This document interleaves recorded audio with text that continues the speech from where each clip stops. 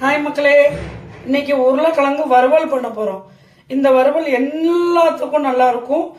எல்லாரும் பிரியமா சாப்பிடுவாங்க. பார்க்கறதுக்கு ரெடிஷா இருக்கும். ஆனா செம்ம டேஸ்டா இருக்கும். ஈஸி, குயிக்கா பண்ணிடலாம். 10 மினிட்ஸ்ல பண்ணிடலாம்.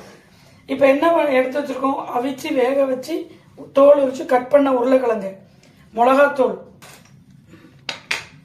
மஞ்சத்தூள், கருவேப்பிலை, கடுகு, உளுந்தம்பருப்பு, உப்பு, பூண்டு தோலோட தட்டி வச்சிருக்காது. ஏன்னா வாய்ப்பு இல்லைங்களா உருளைக்கிழங்கு, அதுக்காண்டி. இதுக்கு வந்து கடலெண்ணெய் தாங்க ஊற்றணும். உருளைக்கிழங்குக்கு கடலெண்ணெய் ஊற்ற போகிறோம். இவ்வளோ போதுங்க எண்ணெய். கடுகு, உளுந்தம்பருப்பு போட்டிருக்கோங்க. இது வெடிச்ச உடனே இந்த பாருங்க, இப்போ உருளைக்கிழங்க பரட்ட போறோம். இப்படிதான் இதை செய்யணும். வேற மாதிரி பண்ண கூடாது.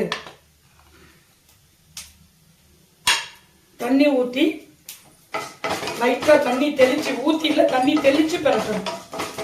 இதுல நீங்க வாயில வச்சு பாத்தீங்கன்னா உப்பு போதுமா காரம் போதுமா எல்லாமே தெரிஞ்சிருங்க.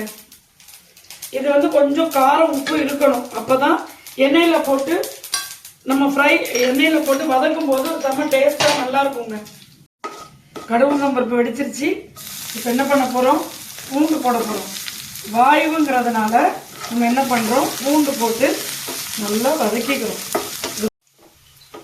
இங்க பாருங்க, நல்லா கோல்டன் கலர் வந்துருச்சு பாருங்க. இப்போ கருவேப்பிலை போடுறோம். உருளைக்கிழங்கு எவ்வளவு கலர்ஃபுல்லா இருக்கு பாருங்க. இது கூட போட போறோம். நல்லா வதக்கணும். வதக்கிட்டு சிம்மில் போட்டுருங்க.